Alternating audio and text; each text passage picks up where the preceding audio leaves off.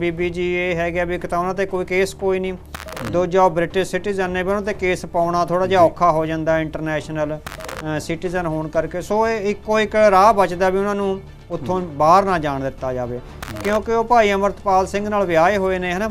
ਸੋ ਕੁਛ ਦੇਰ ਬਾਅਦ ਉਹ ਦੁਬਾਰੇ ਭਾਰਤ ਜਾਣਗੇ, ਜੇ ਬਾਈ ਚਾਂਸ ਆ ਵੀ ਜਾਂਦੇ ਆ ਇੱਥੇ ਤਾਂ ਫਿਰ ਤੁਸੀਂ ਦੇਖੋ ਵੀ ਫਿਰ ਕਿੰਨਾ ਔਖਾ ਹੋਏਗਾ ਉਹਨਾਂ ਨੂੰ ਵਾਪਸ ਜਦੋਂ ਐਂਟਰੀ ਦੇਣੀ ਹੈ ਇੰਡੀਆ ਦੀ, ਫਿਰ ਉਹ ਐਂਟਰੀ ਕਿੰਨੀ ਔਖੀ ਹੋਏਗੀ। ਸੋ ਸਾਨੂੰ ਲੱਗਦਾ ਵੀ ਜ਼ਿਆਦਾ ਤਾਂ ਇਹੀ ਹੁੰਦਾ, ਅਫਸਰਸ਼ਾਹੀ ਦੇ ਕੰਮ ਹੁੰਦੇ ਆ, ਰਾਜਨੀਤੀਵਾਨਾਂ ਨੂੰ ਇਸ ਤਰ੍ਹਾਂ ਨਹੀਂ ਬਹੁਤਾ ਹੁੰਦਾ, ਪਰ ਅਫਸਰਸ਼ਾਹੀ ਵਾਰ-ਵਾਰ ਉਹ ਇੱਕ ਤਰ੍ਹਾਂ ਨਾਲ ਵੀ ਤੰਗ ਕਰੀ ਰੱਖੋ। ਮਣੀਪੁਰ ਦੇ ਵਿੱਚ ਜਿਹੜੀ ਹੈ ਹਿੰਸਾ ਨੂੰ ਤਕਰੀਬਨ ਜੇ ਆਪਾਂ ਕਹੀਏ ਕਿ 80 ਦਿਨ ਹੋ ਗਏ ਨੇ, ਇਸ ਵੀ ਜਿਹੜੀ ਹੈ ਮੂਕ ਦਰਸ਼ਕ ਬਣ ਕੇ ਦੇਖਦੀ ਰਹੀ। ਇਹ ਗੱਲ ਸਾਰੇ ਇਕੱਲੇ ਪੁਲਿਸ ਦੀ ਨਹੀਂ ਹੈਗੀ, ਸਾਰੇ ਸਿਸਟਮ 'ਚ ਇਹ ਪ੍ਰੋਬਲਮਸ ਹੈਗੇ ਆ ਨਾ। ਦੋ ਕੌਮਾਂ ਦਰਮਿਆਨ ਜਿਹੜੇ ਦੰਗੇ ਹੋਏ ਆ ਉਹਦੇ 'ਚੋਂ ਇਹ ਜਿਹੜੀ ਇਹ ਬਹੁਗਿਣਤੀ ਕੌਮ ਆ ਉਹਦਾ ਇਹ ਲਗਾਤਾਰ ਹੀ ਇਹ ਰਿਹਾ ਹੈਗਾ ਨਾ।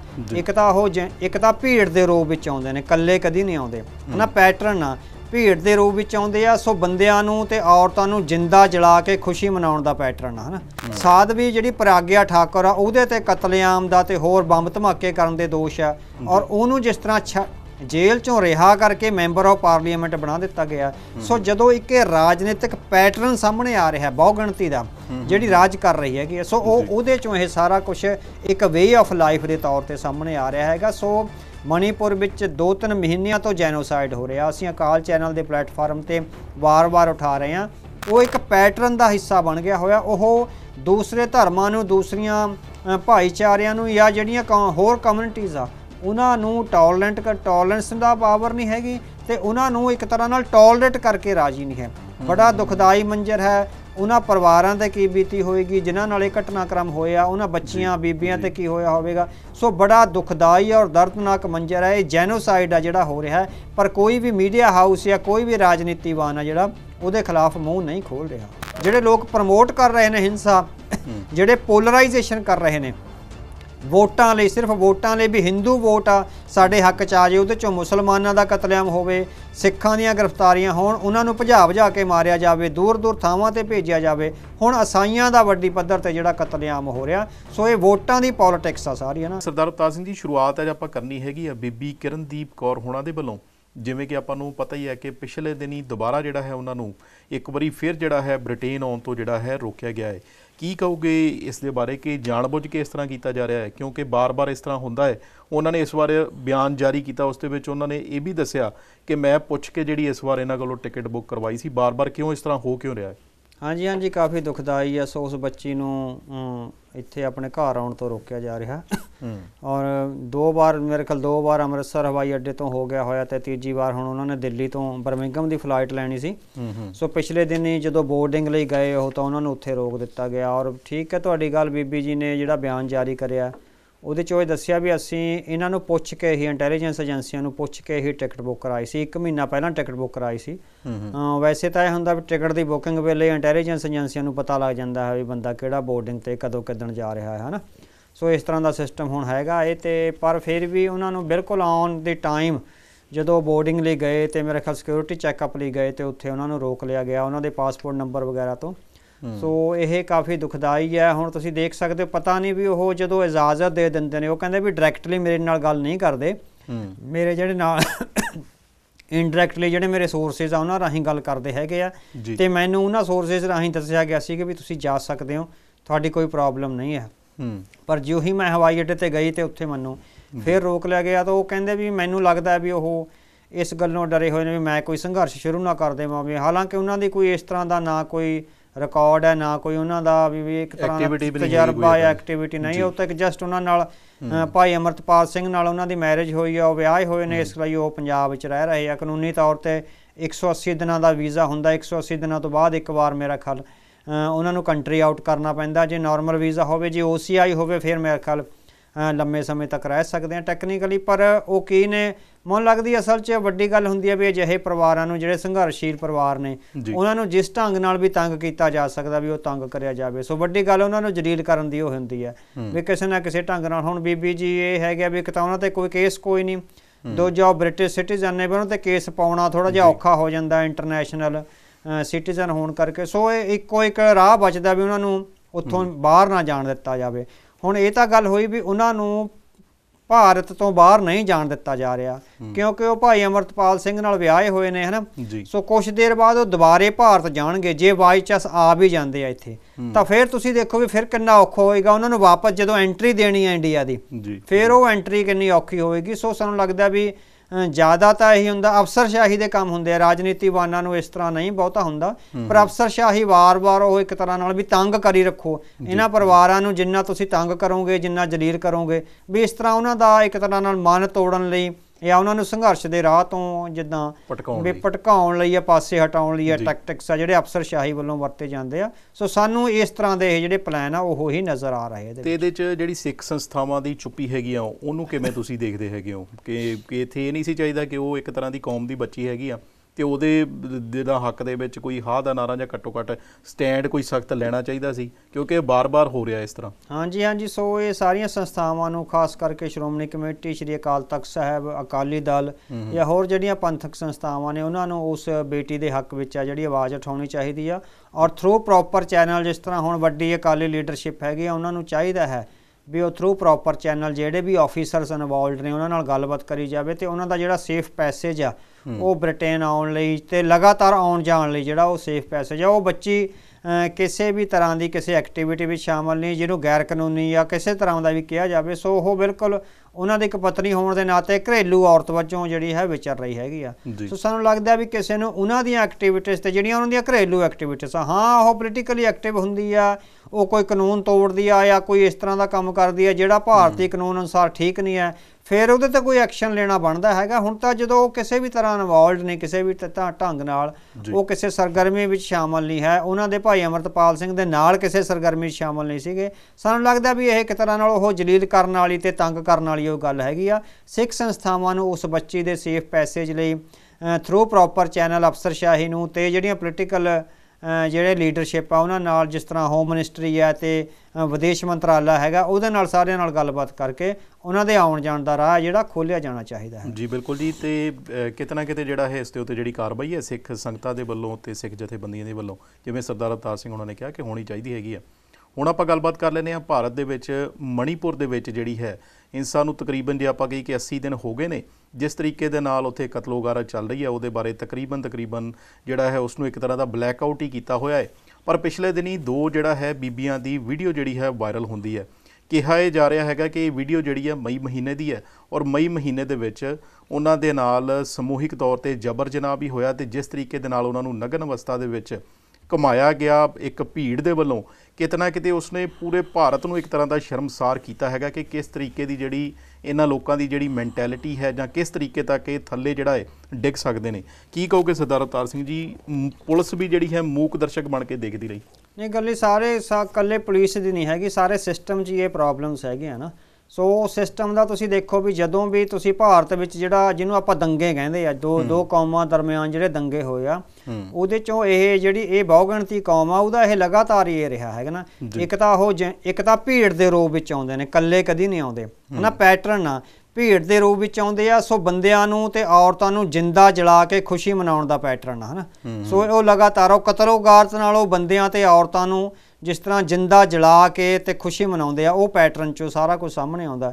ਦੂਜਾ ਹੈਗਾ ਵੀ ਔਰਤਾਂ ਦੀ ਬੇਪਤੀ, ਚਾਹੇ ਉਹ ਤੁਸੀਂ 1982, 83, 79 ਵਿੱਚ ਕਾਨਪੁਰ, ਬੋਕਾਰੋ, ਭਾਗਲਪੁਰ ਬਹੁਤ ਸਾਰੀਆਂ ਥਾਵਾਂ 'ਤੇ ਇਸ ਤਰ੍ਹਾਂ ਦਾ ਕਤਲੇਆਮ ਹੋਇਆ। ਉੱਥੇ ਹਰ ਥਾਂ 'ਤੇ ਹੀ ਔਰਤਾਂ ਦੀ ਬੇਪਤੀ ਔਰ ਜਿਸ ਤਰ੍ਹਾਂ ਹੈਗਾ ਵੀ ਜਿੰਦੇ ਜਲਾ ਕੇ ਉਹ ਕਰਨ ਦਾ। 1984 'ਚ ਦਿੱਲੀ ਵਿੱਚ ਸਿੱਖ ਕਤਲੇਆਮ 'ਚੋਂ ਵੀ ਇਹ ਪੈਟਰਨ ਆ ਜਿਹੜਾ ਸਾਹਮਣੇ ਆਉਂਦਾ ਹੈ। ਉਹਦੇ ਬਾਅਦ 2002 ਦੇ ਗੁਜਰਾਤ ਦੇ ਕਤਲੇਆਮ ਵਿੱਚ ਵੀ ਸਾਰਾ ਇਹ ਪੈਟਰਨ ਸਾਹਮਣੇ ਆਉਂਦਾ ਹੈਗਾ। ਜਦੋਂ ਇਹ ਹੁੰਦਾ ਇਹ ਤਾਂ ਹੈਗਾ ਕਿਉਂਕਿ ਜਦੋਂ ਇੱਕ ਰਾਜਨੀਤਿਕ ਜਿਹੜਾ ਜੀਵਨ ਆ ਉਹ ਇਸ ਤਰ੍ਹਾਂ ਦਾ ਸਿਰਜ ਦਿੱਤਾ ਗਿਆ ਵੀ ਤੁਸੀਂ ਇਸ ਤਰ੍ਹਾਂ ਦੇ ਜਿੰਨੇ ਘਿਨਾਉਣੇ ਕੰਮ ਕਰੋਗੇ ਇੱਕ ਲੀਡਰ ਦੇ ਤੌਰ 'ਤੇ ਉੱਭਰੋਗੇ, ਤੁਹਾਨੂੰ ਅੱਗੇ ਤੁਹਾਡਾ ਭਵਿੱਖ ਆ ਜਿਹੜਾ ਰਾਜਨੀਤਿਕ ਤੌਰ 'ਤੇ ਸੁਰੱਖਿਅਤ ਹੋਵੇਗਾ, ਤੁਹਾਨੂੰ ਲੀਡਰਸ਼ਿਪ 'ਚ ਲਿਆ ਜਾ ਸਕਦਾ ਜਾਂ MLA ਜਾਂ MP ਦੀਆਂ ਟਿਕਟਾਂ ਨੇ ਜਿਹੜੀਆਂ ਉਹ ਦਿੱਤੀਆਂ ਜਾ ਸਕਦੀਆਂ। ਸੋ ਇਹ ਜਿਹੜਾ ਸਾਰਾ ਸਿਸਟਮ ਆ ਉਹ ਕ੍ਰੀਏਟ ਹੋ ਰਿਹਾ। ਜਦੋਂ ਲੋਕਾਂ ਨੂੰ ਪਤਾ ਵੀ ਬਿਲਕਿਸ ਬਾਨੋ ਵਰਗੀ ਇੱਕ ਬੇਬਸ ਔਰਤ ਨਾਲ ਜਬਰ ਜਨਾਹ ਕਰਨ ਵਾਲੇ ਲੋਕ ਆ ਜਿਹੜੇ ਸ਼ਰੇਆਮ ਜੇਲ੍ਹ ਤੋਂ ਛੱਡ ਦਿੱਤੇ ਜਾ ਸਕਦੇ ਆ, ਔਰ ਬ੍ਰਿਜ ਭੂਸ਼ਣ ਵਰਗਾ ਵਿਅਕਤੀ ਜਿਹਦੇ ਤੇ ਮੇਰੇ ਖਿਆਲ ਸੈਂਕੜੇ ਬੱਚੀਆਂ ਦੀ ਜਿਹੜੀ ਹੈਗੀ ਆ ਬੇਪਤੀ ਕਰਨ ਦੇ ਇਲਜ਼ਾਮ ਲੱਗਿਆ, ਉਹ ਹਲੇ ਤੱਕ ਵੀ ਮੈਂਬਰ ਆਫ ਪਾਰਲੀਮੈਂਟ ਬਣਿਆ ਹੋਇਆ। ਸਾਧਵੀ ਜਿਹੜੀ ਪ੍ਰਾਗਿਆ ਠਾਕੁਰ ਆ ਉਹਦੇ ਤੇ ਕਤਲੇਆਮ ਦਾ ਤੇ ਹੋਰ ਬੰਬ ਧਮਾਕੇ ਕਰਨ ਦੇ ਦੋਸ਼ ਆ, ਔਰ ਉਹਨੂੰ ਜਿਸ ਤਰ੍ਹਾਂ ਜੇਲ੍ਹ ਚੋਂ ਰਿਹਾ ਕਰਕੇ ਮੈਂਬਰ ਆਫ ਪਾਰਲੀਮੈਂਟ ਬਣਾ ਦਿੱਤਾ ਗਿਆ। ਸੋ ਜਦੋਂ ਇੱਕ ਰਾਜਨੀਤਿਕ ਪੈਟਰਨ ਸਾਹਮਣੇ ਆ ਰਿਹਾ ਬਹੁਗਿਣਤੀ ਦਾ ਜਿਹੜੀ ਰਾਜ ਕਰ ਰਹੀ ਹੈਗੀ, ਸੋ ਉਹਦੇ ਚੋਂ ਇਹ ਸਾਰਾ ਕੁਝ ਇੱਕ ਵੇ ਆਫ ਲਾਈਫ ਦੇ ਤੌਰ ਤੇ ਸਾਹਮਣੇ ਆ ਰਿਹਾ ਹੈਗਾ। ਸੋ ਮਣੀਪੁਰ ਵਿੱਚ 2-3 ਮਹੀਨਿਆਂ ਤੋਂ ਜੈਨੋਸਾਈਡ ਹੋ ਰਿਹਾ। ਅਸੀਂ ਅਕਾਲ ਚੈਨਲ ਦੇ ਪਲੇਟਫਾਰਮ ਤੇ ਵਾਰ-ਵਾਰ ਉਠਾ ਰਹੇ ਹਾਂ। ਜਿਹੜਾ ਉੱਥੇ ਕੁੱਕੀ ਕਬੀਲਾ ਹੈਗਾ ਉਹਦੇ ਤੇ ਉਹ ਹੈਗਾ ਕ੍ਰਿਸਚੀਅਨ ਭਾਈਚਾਰੇ ਨਾਲ ਸੰਬੰਧਿਤ ਰੱਖਦੇ ਹਨ। ਉਹਨਾਂ ਤੇ ਇਹ ਦੋਸ਼ ਲਾਇਆ ਗਿਆ, ਇਹ ਵੈਸੇ ਹੀ ਦੋਸ਼ ਲਾਇਆ ਗਿਆ ਉਹਨਾਂ ਇਹ ਵੀ ਕੋਈ ਨਾ ਕੋਈ ਕਤਲੇਆਮ ਦਾ ਬਹਾਨਾ ਬਣਾਇਆ ਗਿਆ ਵੀ ਇੱਕ ਤਾਂ ਕਿਹਾ ਗਿਆ ਵੀ ਉਹ ਬਰਮਾ ਤੋਂ ਮਿਆਂਮਾਰ ਤੋਂ ਆਏ ਨੇ, ਦੂਜਾ ਉਹਨਾਂ ਤੇ ਦੋਸ਼ ਲਾਇਆ ਜਾਂਦਾ ਹੈਗਾ ਵੀ ਉਹ ਨਸ਼ਿਆਂ ਦੀ ਖੇਤੀ ਕਰਦੇ ਹੈਗੇ ਆ। ਇਸ ਕਰਕੇ ਹੁਣ ਤੱਕ ਪਤਾ ਲੱਗਿਆ ਹੈਗਾ ਵੀ ਦਰਜਨਾਂ ਜਿਹੜੀਆਂ ਚਰਚਿਸ ਨੇ ਜਿਹੜੇ ਗਿਰਜਾਘਰ ਉਹ ਸਾੜ ਦਿੱਤੇ ਗਏ ਆ। 150 ਤੋਂ ਵੱਧ ਲੋਕ ਆ ਜਿਹੜੇ ਮਾਰੇ ਗਏ। ਹਾਲਾਂਕਿ ਇਹ ਆਫੀਸ਼ੀਅਲ ਫਿਗਰ ਆ, ਅਨਆਫੀਸ਼ੀਅਲ ਕਿੰਨੀ ਹੋਏਗੀ? ਤਕਰੀਬਨ 60,000 ਕਹਿੰਦੇ ਵੀ ਡਿਸਪਲੇਸਡ ਹੋਏ ਆ। ਸੋ ਘਰ ਜਾਲ ਦਿੱਤੇ ਗਏ ਆ ਹਨਾ ਲੋਕਾਂ ਦੇ, ਔਰ ਜਿੰਦਾ ਸਾੜੇ ਗਏ ਨੇ ਲੋਕ। ਸੋ ਇਹ ਸਾਰਾ ਬਹੁਤ ਦਰਦਨਾਕ ਹੁਣ ਜਿਹੜਾ ਆਇਆ ਹੈਗਾ ਵੀ ਤੁਸੀਂ ਦੇਖੋ ਵੀ ਇੰਨੇ 2 ਮਹੀਨਿਆਂ ਤੋਂ ਬਾਅਦ ਉਹਨਾਂ ਬੱਚੀਆਂ ਦੀ ਆਈ ਹੈਗੀ ਵੀ ਉਹਨਾਂ ਨੂੰ ਥਾਣੇ ਵਿੱਚ ਰੱਖਿਆ ਹੋਇਆ ਸੀ। ਥਾਣੇ ਵਿੱਚੋਂ ਭੀੜ ਘੜੀਸ ਕੇ ਲੈ ਜਾਂਦੀ ਆ, ਉਹਨਾਂ ਨੂੰ ਨਿਰਵਸਤਰ ਕਰਦੀ ਹੈ, ਬਾਜ਼ਾਰਾਂ ਵਿੱਚ ਘੁਮਾਇਆ ਜਾਂਦਾ ਤੇ ਫਿਰ ਹੈਗਾ ਜਿਹੜਾ ਉਹਨਾਂ ਦੀ ਬੇਪਤੀ ਕਰੀ ਜਾਂਦੀ ਆ। ਸੋ ਸ਼ਰਮਨਾਕ ਹਾਦਸਾ, ਸਾਡੇ ਕੋਲ ਸ਼ਬਦ ਵੀ ਨਹੀਂ ਹਨ ਵੀ ਅਸੀਂ ਔਨ ਏਅਰ ਆ ਜਿਹੜਾ ਉਸ ਤਰ੍ਹਾਂ ਦੇ ਜਿਹੜੇ ਸ਼ਬਦ ਆ ਉਹ ਬਿਆਨ ਕਰ ਸਕੀਏ। ਸੋ ਬੜਾ ਦਰਦਨਾਕ ਮੰਜ਼ਰ ਹੈ, ਪਰ ਇਹ ਪੈਟਰਨ ਹੈ। ਸੋ ਇਸ ਉਸ ਰਾਜਨੀਤਿਕ ਵਿਵਸਥਾ ਦਾ ਇੱਕ ਪੈਟਰਨ ਹੈ, ਇਕੱਲੀ ਕਹਿਰੀ ਘਟਨਾ ਨਹੀਂ ਹੈ, ਲਗਾਤਾਰ ਕੰਟੀਨਿਊਟੀ ਆਫ ਇਵੈਂਟਸ ਆ। ਸੋ ਉਸ ਤਰ੍ਹਾਂ ਦਾ ਸਮਾਜ ਔਰ ਉਸ ਤਰ੍ਹਾਂ ਦੀ ਇੱਕ ਤਰ੍ਹਾਂ ਨਾਲ ਮਾਨਸਿਕਤਾ ਸਿਰਜ ਦਿੱਤੀ ਗਈ ਹੈ ਵੀ ਜਿਹੜੀਆਂ ਘੱਟ ਗਿਣਤੀਆਂ ਨੇ ਜਿਨ੍ਹਾਂ ਨੂੰ ਤੁਸੀਂ ਆਪਾਂ ਕਹਿ ਸਕਦੇ ਹੋ ਵੀ ਕਾਫਰ ਸਮਝਿਆ ਜਾ ਰਿਹਾ, ਉਹਨਾਂ ਦਾ ਕਤਲੇਆਮ ਕਰਨਾ, ਉਹਨਾਂ ਦੀਆਂ ਬੱਚੀਆਂ ਦੀ ਬੇਪਤੀ ਕਰਨਾ ਤੇ ਉਹਨਾਂ ਨੂੰ ਜਿੰਦਾ ਸਾੜ ਦੇਣਾ, ਉਹ ਇੱਕ ਪੈਟਰਨ ਦਾ ਹਿੱਸਾ ਬਣ ਗਿਆ ਹੋਇਆ। ਉਹ ਦੂਸਰੇ ਧਰਮਾਂ ਨੂੰ, ਦੂਸਰੀਆਂ ਭਾਈਚਾਰਿਆਂ ਨੂੰ ਜਾਂ ਜਿਹੜੀਆਂ ਹੋਰ ਕਮਿਊਨਿਟੀਜ਼ ਆ ਉਹਨਾਂ ਨੂੰ ਟੋਲਰੈਂਸ ਦਾ ਪਾਵਰ ਨਹੀਂ ਹੈਗੀ ਤੇ ਉਹਨਾਂ ਨੂੰ ਇੱਕ ਤਰ੍ਹਾਂ ਨਾਲ ਟੋਲਰੇਟ ਕਰਕੇ ਰਾਜੀ ਨਹੀਂ ਹੈ। ਬੜਾ ਦੁਖਦਾਈ ਮੰਜ਼ਰ ਹੈ। ਉਹਨਾਂ ਪਰਿਵਾਰਾਂ ਤੇ ਕੀ ਬੀਤੀ ਹੋਏਗੀ ਜਿਨ੍ਹਾਂ ਨਾਲ ਇਹ ਘਟਨਾਕ੍ਰਮ ਹੋਇਆ, ਉਹਨਾਂ ਬੱਚੀਆਂ ਬੀਬੀਆਂ ਤੇ ਕੀ ਹੋਇਆ ਹੋਵੇਗਾ। ਸੋ ਬੜਾ ਦੁਖਦਾਈ ਔਰ ਦਰਦਨਾਕ ਮੰਜ਼ਰ ਹੈ। ਇਹ ਜੈਨੋਸਾਈਡ ਆ ਜਿਹੜਾ ਹੋ ਰਿਹਾ ਹੈ, ਪਰ ਕੋਈ ਵੀ ਮੀਡੀਆ ਹਾਊਸ ਜਾਂ ਕੋਈ ਵੀ ਰਾਜਨੀਤੀਵਾਨ ਆ ਜਿਹੜਾ ਉਹਦੇ ਖਿਲਾਫ ਮੂੰਹ ਨਹੀਂ ਖੋਲ ਰਿਹਾ। ਜੀ ਬਿਲਕੁਲ ਜੀ। ਤੇ ਦੂਜੇ ਬੰਨੇ ਪ੍ਰਧਾਨ ਮੰਤਰੀ ਨਰਿੰਦਰ ਮੋਦੀ ਹੁਣਾਂ ਨੇ ਤਕਰੀਬਨ 79 ਦਿਨਾਂ ਬਾਅਦ ਜਿਹੜੀ ਆਪਣੀ ਚੁੱਪੀ ਤੋੜੀ ਹੈਗੀ ਆ ਤੇ ਉਹਨਾਂ ਨੇ ਵੀ ਇਸ ਘਟਨਾ ਦੀ ਜਿਹੜੀ ਹੈ ਨਿਖੇਧੀ ਕੀਤੀ ਹੈ। ਤੇ ਦੂਜੇ ਬੰਨੇ ਕਲਕੱਤੇ ਤੋਂ ਜਿਹੜੇ ਛਪਦੇ ਅਖਬਾਰ ਟੈਲੀਗ੍ਰਾਫ, ਜੋ ਕਿ ਇੱਕ ਵੱਡੇ ਅਖਬਾਰਾਂ 'ਚੋਂ ਆਉਂਦਾ ਹੈਗਾ, ਉਸਨੇ ਪ੍ਰਧਾਨ ਮੰਤਰੀ ਦੀ ਇਸ ਜਿਹੜੀ ਤੋੜੀ ਹੋਈ ਚੁੱਪੀ ਬਾਰੇ ਕੁਝ ਸਖਤ ਟਿੱਪਣੀਆਂ ਜਿਹੜੀਆਂ ਕੀਤੀਆਂ ਨੇ। ਈਵਨ ਕਿ ਪੂਰੇ ਪੇਜ ਦੇ ਉੱਤੇ ਮਗਰਮੱਛ ਦੀ ਤਸਵੀਰ ਲਾ ਕੇ ਤੇ ਨਾਲ ਦਿਨਾਂ ਦੀ ਜਿਹੜੀ ਕਾਊਂਟਿੰਗ ਕੀਤੀ ਹੋਈ ਹੈ। ਸਰਦਾਰ ਅਵਤਾਰ ਸਿੰਘ ਜੀ, ਕੀ ਕਹੋਗੇ ਇਸ ਤਰੀਕੇ ਦੀ ਜਿਹੜੀ ਹੈਡਲਾਈਨ ਲਗਾਈ ਗਈ ਜਾਂ ਜੋ ਪ੍ਰਧਾਨ ਮੰਤਰੀ ਵੱਲੋਂ ਭਾਸ਼ਾ ਵਰਤੀ ਗਈ, ਇਹਨੂੰ ਕਿਵੇਂ ਦੇਖਦੇ ਹੋ? ਹਾਂਜੀ, ਪ੍ਰਧਾਨ ਮੰਤਰੀ ਨੇ ਉਸ ਵੇਲੇ ਹੀ ਕੋਈ ਨਾ ਕੋਈ ਕਦਮ ਚੁੱਕਣ ਦਾ ਐਲਾਨ ਕਰਿਆ। ਹਾਲਾਂਕਿ ਕਦਮ ਕੋਈ ਵੀ ਨਹੀਂ ਚੁੱਕਿਆ ਗਿਆ, ਸਿਰਫ ਐਲਾਨ ਕਰਿਆ ਹੈਗਾ, ਸਿਰਫ ਸ਼ਬਦਾਂ ਦੀ ਖੇਡ ਖੇਡੀ ਹੈ ਪ੍ਰਧਾਨ ਮੰਤਰੀ ਨੇ। ਉਹ ਵੀ ਤਾਂ ਜਦੋਂ ਦੇਸ਼ ਦੀ ਸੁਪਰੀਮ ਕੋਰਟ ਨੇ ਇਹ ਕਿਹਾ ਵੀ ਉੱਥੇ ਬਹੁਤ ਹੀ ਘਿਨਾਉਣਾ ਕਤਲੇਆਮ ਹੋ ਰਿਹਾ ਹੈ, ਜੇ ਰਾਜਨੀਤੀਵਾਨਾਂ ਨੇ ਕੋਈ ਕਦਮ ਨਾ ਚੁੱਕਿਆ ਤਾਂ ਅਸੀਂ ਕੋਈ ਨਾ ਕੋਈ ਕਦਮ ਚੁੱਕਣ ਜਾ ਰਹੇ ਹਾਂ, ਆਪਣੇ ਤੌਰ ਤੇ ਸੂਓ ਮੋਟੋ ਨੋਟਿਸ ਲੈਣ ਜਾ ਰਹੇ ਹਾਂ। ਸੋ ਫਿਰ ਹਫੜਾ ਦਫੜੀ ਪਈ ਇੱਕਦਮ ਮਚੀ ਹੈ ਨਾ। ਸੋ ਉਹਦੇ ਚੋਂ ਪਾਰਲੀਮੈਂਟ ਦਾ ਮੌਨਸੂਨ ਸੈਸ਼ਨ ਸ਼ੁਰੂ ਹੋਣਾ ਸੀ। ਪਾਰਲੀਮੈਂਟ ਦੇ ਬਾਹਰ ਖੜੇ ਹੋ ਕੇ ਪ੍ਰਧਾਨ ਮੰਤਰੀ ਨੇ ਇਹ ਕਿਹਾ ਵੀ ਬਹੁਤ ਦੁਖਦਾਈ ਹੋਇਆ ਹੈ ਨਾ।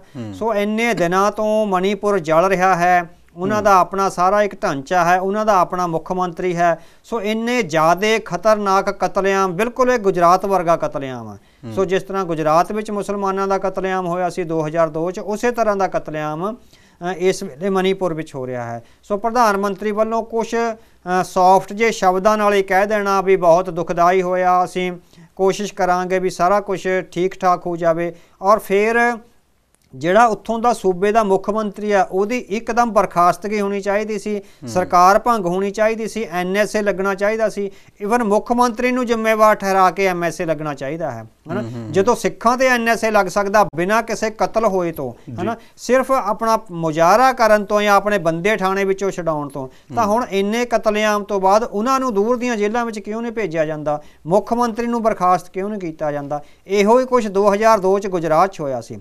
ਉਸ ਵੇਲੇ ਪ੍ਰਧਾਨ ਮੰਤਰੀ ਅਟਲ ਬਿਹਾਰੀ ਵਾਜਪਾਈ ਨੇ ਮੌਕੇ ਦੇ ਜਿਹੜੇ ਮੁੱਖ ਮੰਤਰੀ ਸੀ ਨਰਿੰਦਰ ਮੋਦੀ, ਉਹਨਾਂ ਨੂੰ ਬਰਖਾਸਤ ਨਹੀਂ ਸੀ ਕਰਿਆ, ਸਿਰਫ ਇਹ ਕਹਿਤਾ ਸੀਗਾ ਵੀ ਉਹਨਾਂ ਨੂੰ ਰਾਜ ਧਰਮ ਨਿਭਾਉਣਾ ਚਾਹੀਦਾ ਹੈ ਨਾ। ਸਿਰਫ ਸ਼ਬਦਾਂ ਦੀ ਖੇਡ ਖੇਡੀ ਹੈ। ਅੱਜ ਵੀ ਨਰਿੰਦਰ ਮੋਦੀ ਉਹਨਾਂ ਨੇ ਬਿਲਕੁਲ ਉਸੇ ਤਰ੍ਹਾਂ ਦੇ ਸ਼ਬਦ ਵਰਤੇ ਆ ਜੋ ਉਹਨਾਂ ਲਈ ਅਟਲ ਬਿਹਾਰੀ ਵਾਜਪਾਈ ਨੇ ਵਰਤੇ ਸੀ।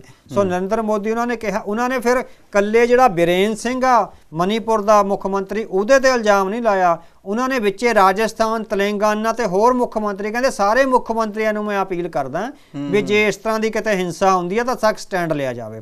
ਹਾਲਾਂਕਿ ਸਟੈਂਡ ਪ੍ਰਧਾਨ ਮੰਤਰੀ ਵੱਲੋਂ ਸਟੈਂਡ ਲਿਆ ਜਾਣਾ ਚਾਹੀਦਾ ਸੀ ਵੀ ਸਰਕਾਰ ਬਰਖਾਸਤ ਕੀਤੀ ਗਈ, ਮੁੱਖ ਮੰਤਰੀ ਨੂੰ ਗ੍ਰਿਫਤਾਰ ਕੀਤਾ ਗਿਆ, ਡਾਇਰੈਕਟਰ ਜਨਰਲ ਆਫ ਪੁਲਿਸ ਨੂੰ ਗ੍ਰਿਫਤਾਰ ਕੀਤਾ ਗਿਆ ਤੇ ਬਾਕੀ ਜਿਹੜੀਆਂ ਸਿਕਿਉਰਿਟੀ ਏਜੰਸੀਜ਼ ਆ ਉਹਨਾਂ ਦੇ ਆਫੀਸਰਸ ਨੂੰ ਗ੍ਰਿਫਤਾਰ ਕਰਕੇ ਇਸ ਕਤਲੇਆਮ ਦੇ ਖਿਲਾਫ ਜਿਹੜੀ ਆਵਾਜ਼ ਉਠਾਉਣੀ ਚਾਹੀਦੀ ਸੀ। ਪਰ ਨਹੀਂ, ਜਿਹੜੇ ਲੋਕ ਪ੍ਰਮੋਟ ਕਰ ਰਹੇ ਨੇ ਹਿੰਸਾ, ਜਿਹੜੇ ਪੋਲਰਾਈਜੇਸ਼ਨ ਕਰ ਰਹੇ ਨੇ ਵੋਟਾਂ ਲਈ, ਸਿਰਫ ਵੋਟਾਂ ਲਈ ਵੀ ਹਿੰਦੂ ਵੋਟ ਆ ਸਾਡੇ ਹੱਕ 'ਚ ਆ ਜੇ, ਉਹਦੇ 'ਚੋਂ ਮੁਸਲਮਾਨਾਂ ਦਾ ਕਤਲੇਆਮ ਹੋਵੇ, ਸਿੱਖਾਂ ਦੀਆਂ ਗ੍ਰਿਫਤਾਰੀਆਂ ਹੋਣ, ਉਹਨਾਂ ਨੂੰ ਭਜਾ ਕੇ ਮਾਰਿਆ ਜਾਵੇ, ਦੂਰ ਦੂਰ ਥਾਵਾਂ 'ਤੇ ਭੇਜਿਆ ਜਾਵੇ। ਹੁਣ ਈਸਾਈਆਂ ਦਾ ਵੱਡੀ ਪੱਧਰ 'ਤੇ ਜਿਹੜਾ ਕਤਲੇਆਮ ਹੋ ਰਿਹਾ, ਸੋ ਇਹ ਵੋਟਾਂ ਦੀ ਪੋਲੀਟਿਕਸ ਆ ਸਾਰੀ, ਹੈ ਨਾ। ਸੋ ਵੋਟ ਪੋਲੀਟਿਕਸ 'ਚੋਂ ਇਹ ਜਿਹੜਾ ਕਤਲੇਆਮ ਉੱਭਰ ਰਿਹਾ ਹੈ, ਬੜਾ ਦੁਖਦਾਈ ਹੈ। ਇੰਨੇ ਦਿਨਾਂ ਬਾਅਦ ਹੁਣ ਜਿਹੜੀ ਤੁਸੀਂ ਤਸਵੀਰ ਉਹਦੀ ਗੱਲ ਕਰਦੇ ਹੋ, ਸਟੇਟਸਮੈਨ ਨੇ ਖਬਰ ਲਾਈ ਆ, ਉਹ ਕਹਿੰਦਾ ਵੀ 56 ਇੰਚ ਦੀ ਛਾਤੀ ਵਾਲੇ ਪ੍ਰਧਾਨ ਮੰਤਰੀ ਨੂੰ 79 ਦਿਨ ਲੱਗ ਗਏ। ਇਹ ਗੱਲ ਹਾਂ ਟੈਲੀਗ੍ਰਾਫ ਨੇ ਵੀ ਇਹ 79 ਦਿਨ ਲੱਗ ਗਏ 56 ਇੰਚ ਦੀ ਛਾਤੀ ਵਾਲੇ ਪ੍ਰਧਾਨ ਮੰਤਰੀ ਨੂੰ ਇਹ ਦੱਸਣ ਲਈ ਵੀ ਮਣੀਪੁਰ ਵਿੱਚ ਬਹੁਤ ਦੁਖਦਾਈ ਗੱਲਾਂ ਹੋ ਰਹੀਆਂ ਨੇ। ਸੋ ਵੀ ਤੁਸੀਂ ਦੇਖੋ, ਫਿਰ ਉਹਨੇ ਮਗਰਮੱਛ ਦੇ ਕਰੋਕੋਡਾਈਲ ਟੀਅਰਸ ਕਹਿੰਦਾ ਵੀ ਮਗਰਮੱਛ ਦੇ ਹੰਝੂਆਂ ਦੀ ਜਿਸ ਤਰ੍ਹਾਂ ਉਹਨਾਂ ਨੇ ਫੋਟੋ ਲਾਈ ਹੈ। ਸੋ ਕਿੰਨੀਆਂ ਸਖਤ ਟਿੱਪਣੀਆਂ ਸੁਪਰੀਮ ਕੋਰਟ ਵੱਲੋਂ ਤੇ ਪ੍ਰੈਸ ਦੇ ਇੱਕ ਹਿੱਸੇ ਵੱਲੋਂ ਜਿਹਦੀ ਜ਼ਮੀਰ ਜਾਗਦੀ ਹੈ ਉਹਦੇ ਵੱਲੋਂ ਹੋ ਰਿਹਾ। ਸਾਨੂੰ ਲੱਗਦਾ ਵੀ ਇਸ ਤਰ੍ਹਾਂ ਇਹ ਡੈਮੋਕ੍ਰੈਟਿਕ ਕੰਟਰੀ ਦੇ ਤੌਰ 'ਤੇ ਜਿਹੜੀ ਆਪਣੀ ਇੱਕ ਤਰ੍ਹਾਂ ਨਾਲ ਪ੍ਰਸੰਗਿਕਤਾ ਉਹ ਦੇਸ਼ ਗਵਾ ਰਿਹਾ। ਦੁਨੀਆ ਭਰ ਵਿੱਚ ਇਹ ਸੰਦੇਸ਼ ਜਾ ਰਿਹਾ ਹੈ ਵੀ ਭਾਰਤ ਵਿੱਚ ਘੱਟ ਗਿਣਤੀਆਂ ਦਾ ਗਿਣ ਮਿੱਥ ਕੇ ਕਤਲੇਆਮ ਹੋ ਰਿਹਾ ਹੈਗਾ। ਸੋ ਕੋਈ ਨੈਚੁਰਲੀ ਜਿਹੜੇ ਹੈਗੇ ਆ ਵੀ ਕੋਈ ਕਿਸੇ ਘਟਨਾਕ੍ਰਮ ਤੋਂ ਬਾਅਦ ਪੈਦਾ ਹੋਈ ਹਿੰਸਾ ਨਹੀਂ ਹੈ। ਪ੍ਰੋਪੇਗੇਟਡ ਹਿੰਸਾ ਦਾ ਨਾਂ ਜਿਹੜਾ ਵੱਖ-ਵੱਖ ਮੀਡੀਆ ਹਾਊਸਿਸ ਵਿੱਚ, ਵੱਡੇ ਅਖਬਾਰਾਂ ਵਿੱਚ, ਚਾਹੇ ਉਹ ਫਰਾਂਸ ਦੇ ਨੇ, ਚਾਹੇ ਅਮਰੀਕਾ ਦੇ ਨੇ, ਚਾਹੇ ਜਰਮਨ ਦੇ ਨੇ, ਸਾਰੇ ਜਿਸ ਤਰ੍ਹਾਂ ਯੂਰਪੀਅਨ ਯੂਨੀਅਨ ਤੇ ਅਮਰੀਕਾ 'ਚ ਇਸ ਤਰ੍ਹਾਂ ਦਾ ਇਹ ਸੰਦੇਸ਼ ਜਾ ਰਿਹਾ ਵੀ ਪ੍ਰੋਪੇਗੇਟਡ ਹਿੰਸਾ ਹੈ, ਸਰਕਾਰ ਵੱਲੋਂ ਸ਼ਹਿ ਕੀਤੀ ਜਾ ਰਹੀ ਹੈ ਹਿੰਸਾ ਦੀ। ਸੋ ਇਸ ਤਰ੍ਹਾਂ ਦੀ ਇਮੇਜ ਆ ਜਿਹੜੀ ਦੇਸ਼ ਦੀ ਬਣਦੀ ਜਾ ਰਹੀ ਹੈ। ਜੀ ਬਿਲਕੁਲ ਜੀ। ਤੇ ਇੱਕ ਬੰਨੇ ਤੇ ਗੱਲ ਡਿਜੀਟਲ ਇੰਡੀਆ ਦੀ ਕੀਤੀ ਜਾਂਦੀ ਹੈ, ਇੱਕ ਬੰਨੇ ਤੇ ਇੱਥੋਂ ਤੱਕ ਕਿਹਾ ਜਾਂਦਾ ਹੈ ਕਿ ਪੂਰੀ ਦੁਨੀਆ ਦੇ ਵਿੱਚ ਸਾਡਾ ਜਿਹੜਾ ਸਿੱਕਾ ਚੱਲਦਾ ਹੈ ਜਾਂ ਸਾਡਾ ਜਿਹੜਾ ਡੰਕਾ ਵੱਜਦਾ ਹੈਗਾ ਜਾਂ ਇੰਨੀ ਜ਼ਿਆਦਾ ਪੋਪੂਲੈਰਿਟੀ ਹੈ। ਦੂਜੇ ਬੰਨੇ ਜਦੋਂ ਇਸ ਤਰ੍ਹਾਂ ਦੀਆਂ ਘਟਨਾਵਾਂ ਹੁੰਦੀਆਂ ਨੇ ਕਿਤੇ ਨਾ ਕਿਤੇ ਜਿਹੜਾ ਹੈ ਆਪਾਂ ਕੀ ਕਿ ਸੱਚਾਈ ਜਿਹੜੀ ਉਹ ਸਾਹਮਣੇ ਆਈ ਜਾਂਦੀ ਹੈਗੀ ਹੈ। ਤੇ ਸਰਦਾਰ ਅਵਤਾਰ ਸਿੰਘ ਜੀ, ਇਹਦੇ 'ਚ ਇੰਟੈਲੀਜੈਂਸ ਫੇਲੀਅਰ ਹੈ ਕਿ ਨਹੀਂ ਹੈ, ਕਿਵੇਂ ਦੇਖਦੇ ਹੋ? ਕਿਉਂਕਿ ਵੱਡੀਆਂ ਏਜੰਸੀਆਂ IB ਰॉ ਜਾਂ ਆਪਾਂ ਕਿ ਜੀ ਡੋਭਾਲ ਹੋਣੀ ਹੋਣ, ਕਿਤੇ ਨਾ ਕਿਤੇ ਸਾਰਾ ਕੁਛ ਇਹਨਾਂ ਦਾ ਵੀ ਫਿਰ ਫੇਲੀਅਰ ਕਿਤੇ ਨਾ ਕਿਤੇ ਇਹਨਾਂ ਦੀ ਅਕਾਊਂਟੇਬਿਲਟੀ ਤਾਂ ਹੋਣੀ ਚਾਹੀਦੀ ਹੈ ਕਿ ਦੇਸ਼ ਦੇ ਇੱਕ ਹਿੱਸੇ ਦੇ ਵਿੱਚ ਉਸ ਦੇਸ਼ 'ਚ ਰਹਿ ਰਹੇ ਲੋਕਾਂ ਦਾ ਇਸ ਤਰ੍ਹਾਂ ਦਾ ਕਤਲੇਆਮ ਹੋਵੇ। ਨਹੀਂ, ਹੁਣ ਇਹ ਡਬਲ ਇਹ ਹੈਗਾ ਵੀ ਜਾਂ ਤਾਂ ਪੋਲੀਟੀਕਲ ਲੀਡਰਸ਼ਿਪ ਨੇ ਜ਼ਿੰਮੇਵਾਰੀ ਨਹੀਂ ਨਿਭਾਈ, ਹੋ ਸਕਦਾ ਹੈ ਰॉ IB ਤੇ ਉਹਨਾਂ ਦੀ CID ਨੇ ਰਿਪੋਰਟਾਂ ਦਿੱਤੀਆਂ ਹੋਣ, ਜਾਂ ਫਿਰ ਉਹਨਾਂ ਨੇ ਨਹੀਂ ਦਿੱਤੀਆਂ, ਹੈ ਨਾ। ਇਹ ਤਾਂ ਹੁਣ ਕਿਉਂਕਿ ਇੰਟੈਲੀਜੈਂਸ ਦੀ ਵਰਕਿੰਗ ਦਾ ਮਤਲਬ ਕਿ ਆਮ ਤੌਰ 'ਤੇ ਉਹਦਾ ਜਨਤਕ ਨਹੀਂ ਹੁੰਦਾ ਕੁਛ ਵੀ, ਹੈ ਨਾ। ਸੋ ਉਹ ਇੰਟਰਨਲੀ ਆਪਣੀਆਂ ਜਿਹੜੀਆਂ ਥਰੂ ਪ੍ਰੋਪਰ ਚੈਨਲ ਆ ਜਿਹੜੀਆਂ ਰਿਪੋਰਟਾਂ ਭੇਜਦੇ ਹੈਗੇ ਆ। ਸੋ ਪਰ ਇਹ ਹੈਗਾ ਵੀ ਸਵਾਲ ਤਾਂ ਉਹਨਾਂ ਦੀ ਪ੍ਰਸੰਗਿਕਤਾ ਤੇ ਉੱਠਦਾ ਹੈ ਨਾ, ਦੇਸ਼ ਨੂੰ ਬਚਾਉਣ ਦਾ ਜਾਂ ਦੇਸ਼ ਵਿੱਚ ਫਿਰਕੂ ਹਿੰਸਾ ਜਾਂ ਲੋਕਾਂ ਦੇ ਕਤਲੇਆਮ ਤੋਂ ਬਚਾਉਣ ਦੀ ਜਿਹੜੀ ਜ਼ਿੰਮੇਵਾਰੀ ਆ ਉਹ ਤਾਂ ਇੰਟੈਲੀਜੈਂਸ ਏਜੰਸੀਆਂ, ਪੁਲਿਸ ਤੇ CID ਤੇ ਆਉਂਦੀ ਹੈ ਨਾ। ਹੁਣ ਬੇਸ਼ੱਕ ਉਹਨਾਂ ਨੇ ਰਿਪੋਰਟਾਂ ਦਿੱਤੀਆਂ ਵੀ ਹੋਣ ਇੰਟਰਨਲੀ, ਜੇ ਪੋਲੀਟੀਕਲ ਲੀਡਰਸ਼ਿਪ ਨੇ ਵੀ ਕੋਈ ਕਾਰਵਾਈ ਨਹੀਂ ਕਰੀ, ਪਰ ਸਵਾਲ ਆ ਜਿਹੜਾ ਉਹ ਇੰਟੈਲੀਜੈਂਸ ਏਜੰਸੀਆਂ ਦੀ ਪ੍ਰਸੰਗਿਕਤਾ ਤੇ ਆਉਣਾ ਵੀ ਆਰ ਦੇ ਕੰਪੀਟੈਂਟ ਇਨਫ ਹੈ ਨਾ, ਵੀ ਉਹਨਾਂ ਵਿੱਚ ਇਸ ਤਰ੍ਹਾਂ ਦੀ ਹੈਗੀ ਆ ਯੋਗਤਾ ਵੀ ਉਹ ਇਸ ਤਰ੍ਹਾਂ ਦੇ ਕਤਲੇਆਮਾਂ ਨੂੰ ਰੋਕ ਸਕਦੇ ਆ। ਔਰ ਖਾਸ ਕਰਕੇ ਜੇ ਜਦੋਂ ਇਹ ਹੋਵੇ ਵੀ ਸਾਰੀਆਂ ਜਿਹੜੀਆਂ ਏਜੰਸੀਆਂ ਦਾ ਮੁਖੀ ਆ ਜਿਹੜਾ ਅਜੀਤ ਡੋਭਾਲ ਆ, ਜਿਹੜੇ ਆਪਣੇ ਆਪ ਨੂੰ ਬਹੁਤ ਕੰਪੀਟੈਂਟ ਆਫੀਸਰ ਸਮਝਦੇ ਆ, ਵੀ ਜਦੋਂ ਉਹਨਾਂ ਦੀ ਇਹ ਪ੍ਰਸੰਗਿਕਤਾ ਤੇ ਸਵਾਲ ਆਵੇ। ਉਸ ਤੋਂ ਪਹਿਲਾਂ 2020 ਵਿੱਚ ਜਿਸ ਤਰ੍ਹਾਂ ਆਪਾਂ ਕਹਿ ਸਕਦੇ ਹਾਂ ਦਿੱਲੀ ਵਿੱਚ ਕਤਲੇਆਮ ਹੋਇਆ ਸੀ, ਉਦੋਂ ਮੁਸਲਮਾਨਾਂ ਦਾ ਫਰਵਰੀ ਵਿੱਚ ਹੋਇਆ ਸੀ, ਉਹ ਕਾਫੀ ਦਿਨ ਚੱਲਣ ਦਿੱਤਾ ਗਿਆ। ਉਹ ਤੋਂ ਬਾਅਦ ਅਜੀਤ ਡੋਭਾਲ ਉਹਨੇ ਆਪ ਮੈਦਾਨ 'ਚ ਆਏ ਸੀ। ਹੁਣ ਇਹ ਹੈਗਾ ਵੀ ਇੰਟੈਲੀਜੈਂਸ ਫੇਲੀਅਰ ਮੰਨਿਆ ਜਾ ਸਕਦਾ ਹੈ ਬੇਸ਼ੱਕ ਇਹ, ਕਿਉਂਕਿ ਸਾਡੇ ਕੋਲ ਕੋਈ ਖਬਰਾਂ ਨਹੀਂ ਨੇ, ਸਾਡੇ ਕੋਲ ਇਸ ਤਰ੍ਹਾਂ ਦੇ ਕੋਈ ਸੋਰਸਿਸ ਨਹੀਂ ਹੈ ਜਿਨ੍ਹਾਂ ਤੋਂ ਇਹ ਪਤਾ ਲੱਗਿਆ ਵੀ ਇੰਟੈਲੀਜੈਂਸ ਨੇ ਰਿਪੋਰਟ ਪ੍ਰਧਾਨ ਮੰਤਰੀ ਦਫ਼ਤਰ ਨੂੰ ਦਿੱਤੀ ਆ ਜਾਂ ਨਹੀਂ ਦਿੱਤੀ। ਹੁਣ ਇਹ ਹੈਗਾ ਵੀ ਜਾਂ ਉਹਨਾਂ ਨੇ ਰਿਪੋਰਟ ਦੇ ਦਿੱਤੀ ਆ, ਅੱਗੋਂ ਪ੍ਰਧਾਨ ਮੰਤਰੀ ਤੇ ਗ੍ਰਹਿ ਮੰਤਰੀ ਜਿਸ ਤਰ੍ਹਾਂ ਦਾ ਉਹਨਾਂ ਦਾ ਇੱਕ ਟ੍ਰੈਂਡ ਹੈ ਵੀ ਉਹ ਗੱਲਾਂ ਦਬਾ ਜਾਂਦੇ ਆ ਵੀ ਉਹ ਕਾਰਵਾਈ ਨਹੀਂ ਹੋਈ, ਜਾਂ ਤਾਂ ਉਹਨਾਂ ਨੇ ਨਹੀਂ ਕੀਤੀ ਜਾਂ ਫਿਰ ਇੰਟੈਲੀਜੈਂਸ ਆਫੀਸਰਸ ਨੇ ਉਹਨਾਂ ਨੂੰ ਸਾਰੀ ਜਾਣਕਾਰੀ ਨਹੀਂ ਦਿੱਤੀ, ਜਿਸ ਕਰਕੇ ਇਹ ਜਿਹੜਾ ਗੈਪ ਆ ਪੈ ਗਿਆ ਹੋਇਆ। ਪਰ ਇਸ ਗੈਪ ਨੇ ਕਿੰਨਾ ਨੁਕਸਾਨ ਕਰ ਦਿੱਤੇ ਆ, ਕਿੰਨੀਆਂ ਮਾਸੂਮ ਜਾਨਾਂ ਗਈਆਂ, ਕਿੰਨੀਆਂ ਇਹ ਤਾਂ ਹੈਗਾ ਨਾ ਵੀ 2 ਬੱਚੀਆਂ ਦੀ ਬੇਪਤੀ ਦੀ ਵੀਡੀਓ ਵਾਇਰਲ ਹੋ ਗਈ, ਹੋਰ ਕਿੰਨੀਆਂ ਬੱਚੀਆਂ ਦੀ ਬੇਪਤੀ ਹੋਈ ਆ, ਔਰਤਾਂ ਦੀ ਤੇ ਬੱਚਿਆਂ ਦੀ, ਉਹਦੇ ਬਾਰੇ ਕੋਈ ਵੀ ਉਹ ਨਹੀਂ ਹੈ। ਤੁਸੀਂ ਦੇਖੋ ਵੀ ਸੂਬੇ ਦੇ ਮੁੱਖ ਮੰਤਰੀ ਇੱਕ ਟੈਲੀਵਿਜ਼ਨ ਚੈਨਲ ਤੇ ਸਵਾਲ ਕੀਤਾ ਗਿਆ ਵੀ ਮਈ ਦੇ ਮਹੀਨੇ ਦੀ FIR ਦਰਜ ਹੋਈ ਵੀ ਅੱਜ ਤੱਕ ਕੋਈ ਬੰਦਾ ਨਹੀਂ ਫੜਿਆ। ਸੂਬੇ ਦਾ ਮੁੱਖ ਮੰਤਰੀ ਕਿੰਨਾ ਇਨਸੈਂਸਿਟਿਵ ਆ, ਉਹ ਕਹਿ ਰਿਹਾ ਵੀ ਸਾਡੇ ਕੋਲ ਤਾਂ ਅਜਿਹੀਆਂ ਹਜ਼ਾਰਾਂ FIR ਦਰਜ ਹੋਈਆਂ, ਅਸੀਂ ਕਿਹਦੇ ਮਗਰ ਜਾਂਦੇ ਰਹੀਏ। ਜਿਹੜੀ ਤੁਸੀਂ ਦੇਖੋ ਵੀ ਕਿੰਨੇ ਇਨਸੈਂਸਿਟਿਵ ਲੋਕ ਆ ਜਿਹੜੇ ਰਾਜਨੀਤੀ ਵਿੱਚ ਆਏ ਹੋਏ ਆ। ਕਿਸ ਤਰੀਕੇ ਦਾ ਆਪਾਂ ਕਹਿ ਲਈਏ ਵੀ ਉਹਨਾਂ ਨੂੰ ਪਤਾ ਹੈ ਕਿ ਜੇ ਮੈਂ ਨਹੀਂ ਵੀ ਕਰੂੰਗਾ ਤੇ ਮੇਰੇ ਤੇ ਕਿਹੜਾ ਕੋਈ ਕਾਰਵਾਈ, ਕੋਈ ਐਕਸ਼ਨ ਨਹੀਂ ਹੋਣਾ। ਹੁਣ ਜੇ ਸੂਬੇ ਦਾ ਮੁੱਖ ਮੰਤਰੀ ਕਹਿ ਰਿਹਾ ਵੀ 1000 FIR ਨੇ, ਇਟ ਮੀਨਸ ਕਿੰਨਾ ਕੁਝ ਉੱਥੇ ਹੋ ਚੁੱਕਿਆ ਵੀ ਤਾਂ ਦੇਖੋ ਨਾ। ਸੋ ਉਹ ਆਪਣੀ ਜ਼ਿੰਮੇਵਾਰੀ ਨਿਭਾਉਣ ਨਾਲੋਂ ਜਾਂ ਲੋਕਾਂ ਪ੍ਰਤੀ ਆਪਣੀ ਵਫਾਦਾਰੀ ਜਾਂ ਦੇਸ਼ ਨੂੰ ਟੁੱਟਣ ਤੋਂ ਬਚਾਉਣ ਦੀ, ਦੇਸ਼ ਇਹਨਾਂ ਗੱਲਾਂ ਕਰਕੇ ਟੁੱਟਦੇ ਆ। ਸੋ ਜੇ ਭਾਈ ਅਮਰਤਪਾਲ ਸਿੰਘ ਵਰਗੇ ਜਾਂ ਦੀਪ ਸਿੱਧੂ ਵਰਗੇ ਲੋਕ ਆ ਕੇ ਲੋਕਾਂ ਨੂੰ ਜਾਗਰਿਤ ਕਰਦੇ ਆ, ਉਹਨਾਂ ਨਾਲ ਦੇਸ਼ ਨਹੀਂ ਟੁੱਟਦੇ। ਉਹਨਾਂ ਨਾਲ ਇੱਕ ਕੌਮ ਵਿੱਚ ਆਪਣਾ ਜਜ਼ਬਾਤ ਪੈਦਾ ਹੁੰਦੇ ਆ ਵੀ ਅਸੀਂ ਆਪਣਾ ਬਚਾਓ ਕਿੱਦਾਂ ਕਰਨਾ ਹੈ। ਜਦੋਂ ਕਿਸੇ ਕੌਮ ਵਿੱਚ ਇਹ ਆ ਜਾਏ ਵੀ ਜਿਹੜੀ ਦੇਸ਼ ਦੀ ਸਰਕਾਰ ਹੈ ਉਹ ਸਾਡਾ ਬਚਾਓ ਨਹੀਂ ਕਰ ਸਕਦੀ, ਤਾਂ ਉਹ ਕੌਮਾਂ ਫਿਰ ਆਪਣੇ ਬਚਾਓ ਲਈ ਆਪ ਸਾਹਮਣੇ ਆਉਂਦੀਆਂ ਨੇ, ਹੈ ਨਾ। ਸੋ ਹੁਣ ਜਦੋਂ ਇਹ ਹੋਏਗਾ ਵੀ ਲੋਕ ਆਪਣੇ ਹੱਥ ਵਿੱਚ ਕਾਨੂੰਨ ਲੈਣਗੇ ਜਾਂ ਇਸ ਤਰ੍ਹਾਂ ਦੀਆਂ ਕੋਈ ਕਾਰਵਾਈਆਂ ਕਰਨਗੇ, ਫਿਰ ਉਹਨਾਂ ਦਾ ਕਤਲੇਆਮ ਕਰਕੇ ਉਹ ਫਿਰ ਹੈਡਲਾਈਨਾਂ ਲਾਈਆਂ ਜਾਣਗੀਆਂ ਵੀ ਖਾਲਿਸਤਾਨੀ ਮਾਰੇ ਗਏ। ਜਿਹੜੇ ਲੋਕ ਕੈਨੇਡਾ ਜਾਂ ਪਾਕਿਸਤਾਨ ਤੱਕ ਬੰਦੇ ਮਰਵਾ ਸਕਦੇ ਆ, ਉਹਨਾਂ ਨੂੰ ਆਪਣੇ ਮੁਲਕ ਵਿੱਚ ਪਤਾ ਨਹੀਂ ਲੱਗਿਆ ਵੀ ਹਾਂ ਮਤਲਬ ਕਿ ਇੱਥੇ ਕੀ ਹੋ ਰਿਹਾ, ਕਿਹੜਾ ਬੰਦਾ ਗ੍ਰਿਫਤਾਰ ਕਰਨਾ ਜਾਂ ਕਿਹੜਾ ਮਾਰਨਾ। ਮਤਲਬ ਕਿ ਇਹ ਸਾਰਾ ਕੁਝ ਸਾਨੂੰ ਲੱਗ ਰਿਹਾ ਵੀ ਬੜੀਆਂ ਵੱਡੀਆਂ ਗੜਬੜਾਂ 'ਚੋਂ ਜਿਹੜਾ ਦੇਸ਼ ਲੰਘ ਰਿਹਾ, ਇਹਨੂੰ ਸੁਧਾਰਨ ਦੀ ਲੋੜ ਆ। ਸਾਰਿਆਂ ਦੀ ਜ਼ਿੰਮੇਵਾਰੀ ਤੈਅ ਕਰਨ ਦੀ, ਖਾਸ ਕਰਕੇ ਮੁੱਖ ਮੰਤਰੀ ਨੂੰ ਬਰਖਾਸਤ ਕਰਕੇ ਇੱਕਦਮ ਉੱਥੇ ਜਿਹੜਾ ਰਾਸ਼ਟਰਪਤੀ ਰਾਜ ਲਾ ਕੇ ਤੇ ਉਹ ਤੋਂ ਬਾਅਦ ਜਿਹੜੀਆਂ ਸਾਰੀਆਂ ਕਾਰਵਾਈਆਂ ਕਰਨ ਦੀ ਲੋੜ ਹੈ। ਜੀ ਬਿਲਕੁਲ ਜੀ, ਕਿਉਂਕਿ ਪਿਛਲੇ ਦਿਨੀ ਜਿਹੜਾ ਹੈ ਆਪਣੇ ਆਪ ਨੂੰ ਗਵਰਨਰ, ਜੇ ਆਪਾਂ ਕਹੀਏ ਕਿ ਕਿਤੇ ਨਾ ਕਿਤੇ ਸਰਕਾਰ ਦਾ ਹੀ ਇੱਕ ਨੁਮਾਇੰਦਾ ਜਿਹੜਾ ਹੁੰਦਾ ਹੈਗਾ, ਜਿਹੜਾ ਰਾਸ਼ਟਰਪਤੀ ਦੇ ਸਿੱਧਾ ਅੰਡਰ ਹੁੰਦਾ ਹੈ, ਉਸਨੇ ਵੀ ਇੱਕ ਟੀਵੀ ਚੈਨਲ ਦੇ ਤਕਰੀਬਨ 50-53 ਸਕਿੰਟ ਦੀ ਵੀਡੀਓ ਦੇ ਵਿੱਚ ਬੋਲਦਿਆਂ ਹੋਇਆਂ ਆਪਣੇ ਆਪ ਨੂੰ ਇੱਕ ਤਰ੍ਹਾਂ ਦਾ ਹੈਲਪਲੈਸ ਜਿਹਾ ਦੱਸਿਆ ਹੈਗਾ। ਉਹ ਬੀਬੀ ਜੀ ਨੇ ਉਹ ਵੀ ਆਪਣੇ ਆਪ ਦੇ ਵਿੱਚ ਇੱਕ ਚਿੰਤਾ ਦਾ ਵਿਸ਼ਾ ਹੈਗਾ ਕਿ ਇੱਕ ਗਵਰਨਰ ਜਿਹੜਾ ਹੈ ਉਹ ਵੀ ਜਿਹੜਾ ਆਪਣੇ ਆਪ ਨੂੰ ਹੈਲਪਲੈਸ ਸਮਝ ਰਿਹਾ ਇਸ ਪੂਰੀ ਸਥਿਤੀ ਦੇ ਵਿੱਚ।